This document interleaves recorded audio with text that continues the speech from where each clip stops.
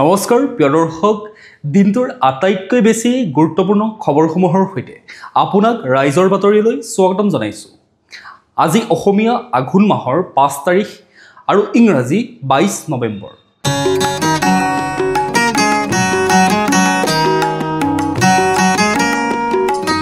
এতিয়া আহিছোঁ আমি প্ৰথমটো খবৰলৈ। বিজেপি থকালৈকে শান্তিত থাকিব নোৱাৰে মিয়াই। সন্দেহযুক্ত নাগৰিকক কঠোৰ সকিয়নি দিলে মুখ্যমন্ত্ৰীয়ে। ৰাজ্যৰ সন্দেহযুক্ত নাগৰিকলৈ পুনৰ সতৰ্কবাণী মুখ্যমন্ত্ৰী ডক্টৰ হিমন্ত বিশ্ব শৰ্মাৰ। ৰাজ্যত বিজেপি চৰকাৰ থকালৈকে কোনো সন্দেহযুক্ত মিয়ালোকে শান্তিত থাকিব নোৱাৰে বুলি স্পষ্ট কৰি দিলে মুখ্যমন্ত্ৰীজনে। শ্ৰীমন্ত শংকৰদেৱ কলাক্ষেত্ৰত এক চৰকাৰী অনুষ্ঠানত অংশগ্ৰহণৰ পাছতেই সাংবাদিকৰ সৈতে হোৱা মুখামুখিত মুখ্যমন্ত্ৰী ডক্টৰ শৰ্মাই কয় যে মই মুখ্যমন্ত্ৰী হৈ থকালৈকে অসমত মিয়া শান্তিত থাকিব নোৱাৰিব। এয়া পাক্কা কথা। যিসকলে মিয়া সন্দেহযুক্ত নাগৰিক তেওঁলোকক কষ্ট দিয়াই হৈছে মোৰ কাম, গতিকে কষ্ট পাই থাকিব, দুখ প্ৰকাশ কৰিও কোনো লাভ নাই। গোৱালপাৰাত হৈ যোৱা উচ্ছেদ অভিযানৰ পাছতে দুই এদিনতে নগাঁৱত উচ্ছেদ অভিযান চলিব। লগতে বিজেপি আৰু মোৰ বিৰুদ্ধে যিমানেই মন্তব্য প্ৰকাশ কৰিব সিমানেই বেছি উচ্ছেদ চলিব। আমাৰ বিৰুদ্ধে নকৈ শান্তিত থকাটো বেলেগ কথা। এটা কথা স্পষ্ট, সন্দেহযুক্ত মিয়াৰ অসমত কোনো শান্তি নাই। মই মুখ্যমন্ত্ৰী হৈ থকালৈকে মোৰ ঘৰত আহিলেও শান্তি নাই, জুবিন ক্ষেত্ৰত গ'লেও শান্তি নাই, গৌৰৱ গগৈৰ মিটিঙত গ'লেও শান্তি নাই, ৰকিবুল হুছেইনৰ মিটিঙত গ'লেও শান্তি নাই। অৰ্থাৎ মিয়াৰ শান্তি নহ'ব। মিয়াই শান্তি পোৱা এটাই ৰাস্তা হ'ব, মুখ্যমন্ত্ৰী ভাঙিব লাগিব। এইদৰে ৰাজ্যৰ সন্দেহজনক নাগৰিকসকলক কঠোৰ সকিয়নি দিয়া দেখা গ'ল ৰাজ্যৰ মুখ্যমন্ত্ৰীজনে। এতিয়া আহিছোঁ আমি পৰৱৰ্তী খবৰটোলৈ। জ্যেষ্ঠ সাংবাদিক ৰাণা ডেকাক হত্যাৰ ভাবুকি হিতেশ দেৱশৰ্মাৰ। কোনোবা গুপ্তচৰে সাংবাদিকক হত্যা কৰা এইখন দেশত কোনো নতুন কথা নহয়। পৰাগ কুমাৰ দাস, গৌৰী লংকেশ্বৰ এই হত্যাৰ উদাহৰণ। শেহতীয়াকৈ মুকেশ চন্দাকাৰ যিয়ে ছত্তীশগড়ৰ দুৰ্নীতি উদঙাই এই বছৰেই মৃত্যুৰ সন্মুখীন হ'ব লগা হৈছিল। তাৰ ৰহস্য আজিও ভেদ হোৱা নাই। শেহতীয়াকৈ পাঠশালাৰ জ্যেষ্ঠ সাংবাদিক তথা NKTV+ সাংবাদিক ৰাণা ডেকাক প্ৰাক্তন প্ৰশাসনিক বিষয়া হিতেশ দেৱশৰ্মাই হত্যাৰ ভাবুকি প্ৰদান কৰিছে মুকলিকৈ। হিতেশ দেৱশৰ্মা এগৰাকী উচ্চপদস্থ আৰক্ষী বিষয়াৰো পিতৃ। উক্ত আৰক্ষী বিষয়াগৰাকীয়ে প্ৰতিবাদী ৰাইজৰ ওপৰত নিৰ্মম প্ৰহাৰ চলোৱা ঘটনাৰ ভিডিঅ' আৰু বাতৰি সংগ্ৰহ কৰি প্ৰকাশ কৰাৰ বাবেই ৰাণা ডেকাক এই ভাবুকি দিয়া বুলি অভিযোগ উঠিছে।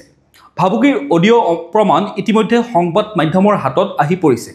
তাত হিতেশ দেৱশৰ্মাই ৰাণা ডেকাক গাড়ীৰে খুন্দিয়াই মাৰিলে কি হ'ব, তোমাৰ 8 বছৰীয়া সন্তানৰ যদি কিবা হয় তেন্তে কি হ'ব আদি কথাৰে স্পষ্টভাৱে হত্যাৰ ভাবুকি দিয়া শুনা গৈছে। লগতে তেওঁ ৰাণা ডেকাৰ বিৰুদ্ধে প্ৰতিবাদী ৰাইজক উচতনি দিয়া আৰু ভিডিঅ' মৰ্ফ কৰি প্ৰচাৰ কৰাৰো অভিযোগ উত্থাপন কৰিছে।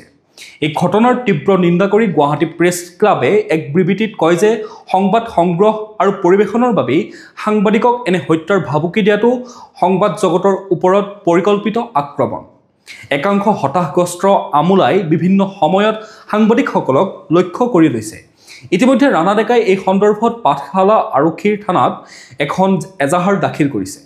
গুৱাহাটী প্ৰেছ ক্লাবে ৰাজ্য চৰকাৰ আৰু আৰক্ষী প্ৰশাসনৰ পৰা দাবী জনাইছে যে এই ঘটনাৰ উচ্চ পৰ্যায়ৰ নিৰপেক্ষ তদন্ত কৰা হওক। দোষী ব্যক্তি যিমানেই প্ৰভাৱশালী নহওক কিয় তেওঁক ততালিকে গ্ৰেপ্তাৰ কৰি আইনী ব্যৱস্থা গ্ৰহণ কৰা হওক। ৰাণা ডেকা আৰু তেওঁৰ পৰিয়ালৰ সদস্যসকলক তাৎক্ষণিক সুৰক্ষা প্ৰদান কৰা হওক।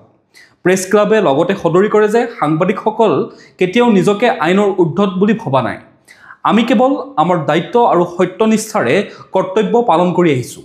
সত্য উদ্ঘাটন কৰাৰ বাবে সাংবাদিকক হত্যাৰ ভাবুকি দিয়াটো কোনো অৱস্থাতে গ্ৰহণযোগ্য নহয়। এতিয়া আহিছোঁ আমি পৰৱৰ্তী খবৰটোলৈ। SRৰ বিৰুদ্ধে গুৱাহাটীত যুৱ কংগ্ৰেছৰ ব্যাপক প্ৰতিবাদ। আটক যুৱ কংগ্ৰেছৰ ৰাষ্ট্ৰীয় সভাপতিকে ধৰি বহুকেইজন নেতা।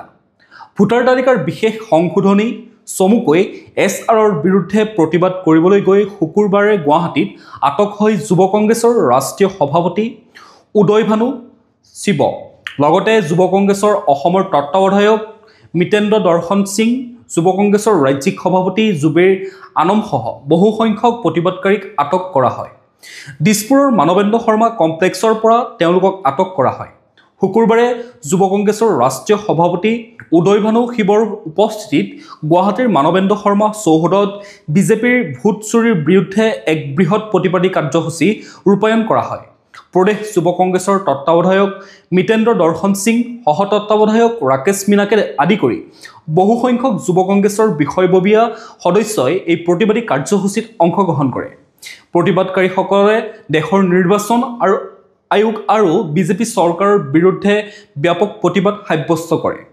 দেশৰ গণতন্ত্ৰত আঘাত সানি বিজেপিয়ে চৰকাৰ গঠনৰ পোষকতা কৰি সমগ্ৰ নিৰ্বাচনী ব্যৱস্থাটোক ভেঙুচালি কৰাৰ অভিযোগ তুলি প্ৰতিবাদকাৰীসকলে চৰকাৰৰ বিৰোধী বিভিন্ন শ্লোগান দি ৰাজপথলৈ ওলাই অহা দেখা যায়। এতিয়া আমি পৰৱৰ্তী খবৰটোলৈ। অসম জাতীয় পৰিষদত যোগ দিয়া ৰাজেন গোহাঁইলৈ কাৰ্যকৰী সভাপতিৰ পদ। অজাপৰ কাৰ্যনিৰ্বাহক সভাত ঘোষণা লুৰিণজ্যোতি গগৈ। কিছুদিন পূৰ্বে অসম জাতীয় পৰিষদত যোগদান কৰা প্ৰাক্তন কেন্দ্ৰীয় মন্ত্ৰী ৰাজেন গোহাঁইক আজি দায়িত্ব দিয়া হয় কাৰ্যকৰী সভাপতি পদৰ। অজাপৰ কাৰ্যনিৰ্বাহক সভাত এই কথা সদৰি কৰে অজাপৰ সভাপতি লুৰিণজ্যোতি গগৈয়ে। উল্লেখযোগ্য যে অজাপৰ কাৰ্যকৰী সভাপতি হিচাপে ইতিমধ্যে কাৰ্যনিৰ্বাহ কৰি আছে প্ৰাক্তন বিধায়ক পবিন্দ্ৰ ডেকাই। অজাপৰ এক সূত্ৰৰ পৰা জানিব পৰা মতে আঞ্চলিক গণমৰ্চাৰ সভাপতি তথা ৰাজ্যসভাৰ সাংসদ অজিত কুমাৰ ভূঞাই অচিৰেই তেওঁৰ দল সংযোগ কৰিব অসম জাতীয় পৰিষদৰ সৈতে। এনে ক্ষেত্ৰত ভূঞাইও দায়িত্ব পাব পাৰে কাৰ্যকৰী সভাপতি পদৰ। উল্লেখযোগ্য যে সংবাদ মাধ্যমৰ আগত অজিত কুমাৰ ভূঞাই প্ৰকাশ কৰা মতে তেওঁ দলটো অজাপত চামিল কৰা সন্দৰ্ভত ইতিমধ্যে কেইবাবাৰো বৈঠকত মিলিত হৈছে অজাপৰ শীৰ্ষ নেতৃত্বৰে। এতিয়া আমি পৰৱৰ্তী খবৰটোলৈ। SRৰ জৰিয়তে বহিৰাজ্যৰ ভোটাৰে সলনি কৰিব অসমৰ নিৰ্বাচনৰ ফলাফল। অখিল গগৈ। ভোটাৰ তালিকাৰ বিশেষ সংশোধনীৰ দ্বাৰা ফৰ্ম নং 8ৰ জৰিয়তে ভাৰতীয় ভোটাৰে ভোটাধিকাৰ সাব্যস্ত কৰি 2024 নিৰ্বাচনৰ আৰ্হি সলনি কৰি দিব পাৰিব। যদি 5টা ভাৰতীয় ভোটাৰো বহিৰাজ্যৰ পৰা আহে তেতিয়া 50টা সমষ্টিৰ নিৰ্বাচনৰ দৃশ্যপট সলনি কৰি দিব পাৰিব। ফলত অসমত অসমীয়াৰ হাতত নাথাকিব চৰকাৰৰ পট পৰিৱৰ্তনৰ ক্ষমতা।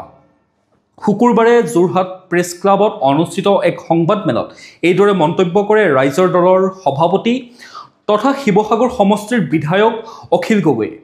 সংবাদমেলত তেওঁ কয় যে ফৰ্ম নং 8 অনুসৰি আবেদনকাৰীক দুটা অপশ্যন দিয়া হৈছে। অপশ্যন A অনুসৰি আধাৰ নম্বৰ উল্লেখ কৰিব লাগে আৰু অপশ্যন B অনুসৰি মই আধাৰ নম্বৰ দিবলৈ অক্ষম, কিয়নো মোৰ আধাৰ নম্বৰ নাই বুলি টিক মাৰিলেও হ'ব।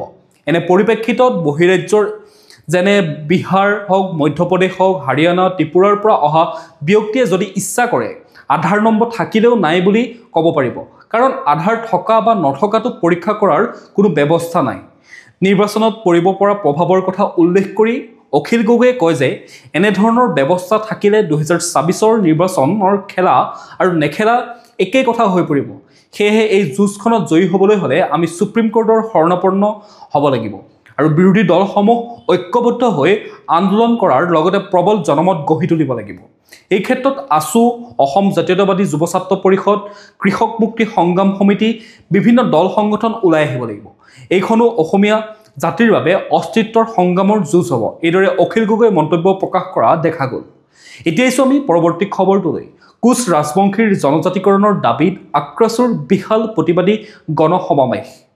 কোচ ৰাজবংশী জনগোষ্ঠীৰ প্ৰতিবাদত কঁপি উঠিল চিলাপথাৰ। প্ৰায় সহস্ৰাধিক লোকৰ প্ৰতিবাদী সমদলত উত্তাল ৰাজপথ। উল্লেখযোগ্য যে কোচ ৰাজবংশী লোকসকলক জনজাতিকৰণৰ দাবীত চিলাপথাৰৰ ৰাজীৱ গান্ধী ক্ৰীড়া প্ৰকল্পত আক্ৰাছুৰে বিশাল প্ৰতিবাদী গণসমাৱেশ আয়োজন কৰে। এই প্ৰতিবাদী গণসমাৱেশত জনজাতিকৰণৰ দাবীত শ্লোগানেৰে উত্তাল হৈ পৰে সমাৱেশস্থলী।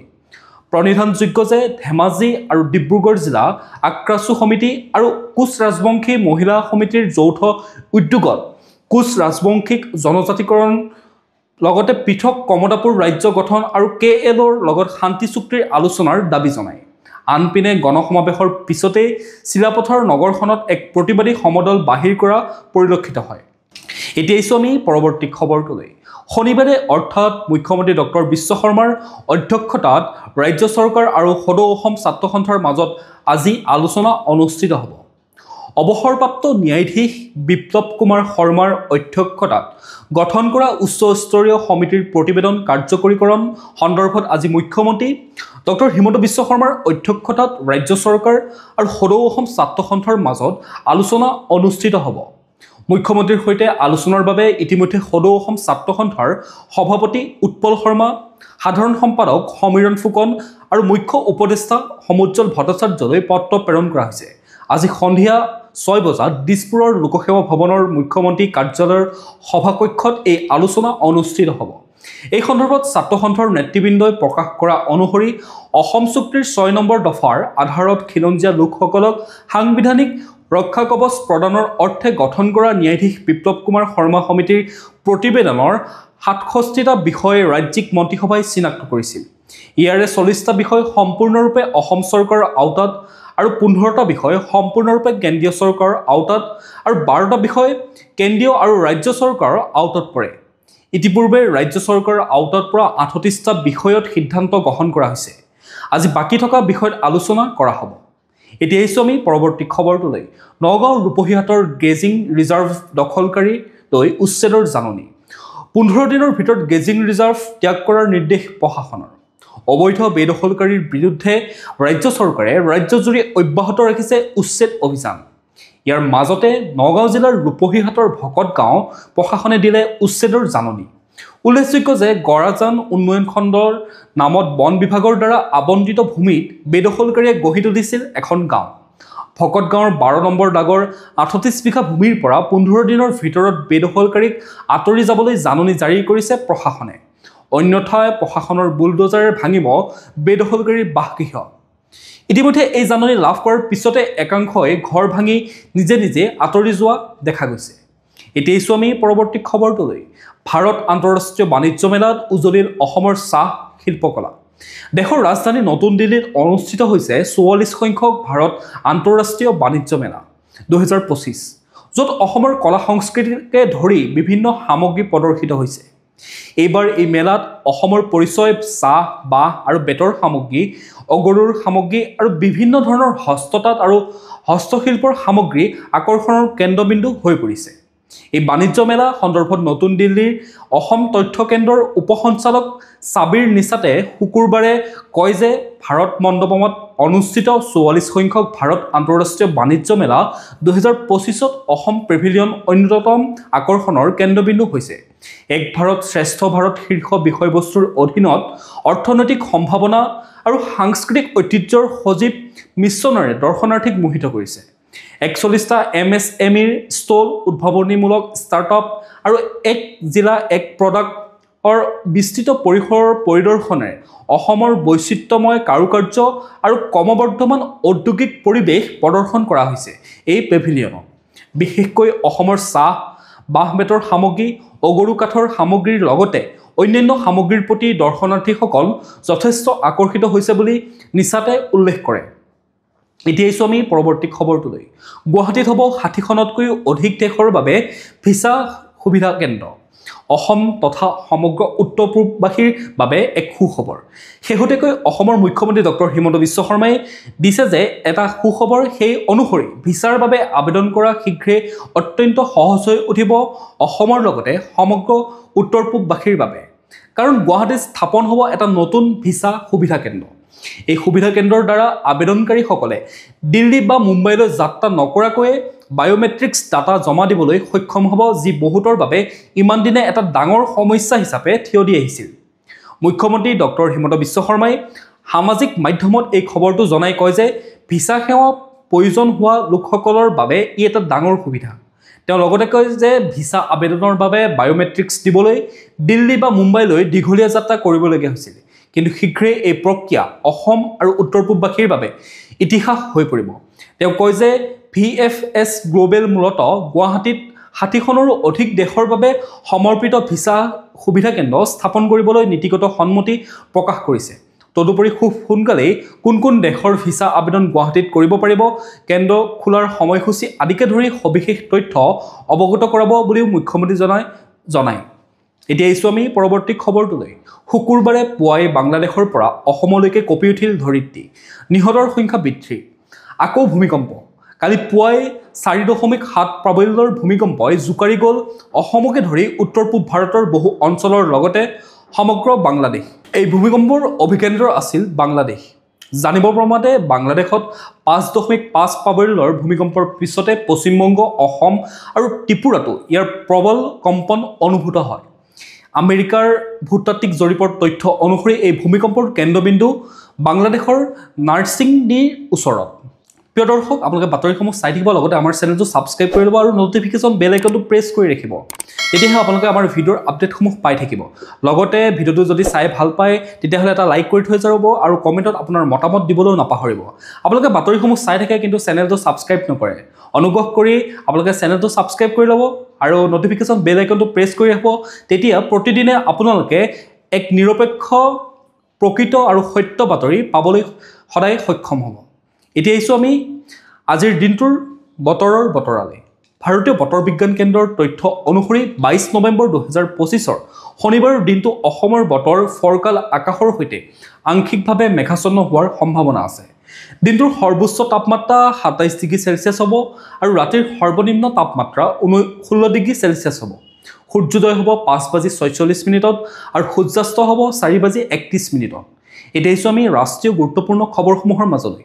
G20 সন্মিলনত ভাগ ল'বলৈ দক্ষিণ আফ্ৰিকালৈ উৰিল মোদী। আফ্ৰিকাত অনুষ্ঠিত হৈ থকা প্ৰথমখন G20 সন্মিলনত অংশগ্ৰহণৰ বাবে শুকুৰবাৰে দক্ষিণ আফ্ৰিকালৈ ৰাওনা হৈছে প্ৰধানমন্ত্ৰী নৰেন্দ্ৰ মোদী।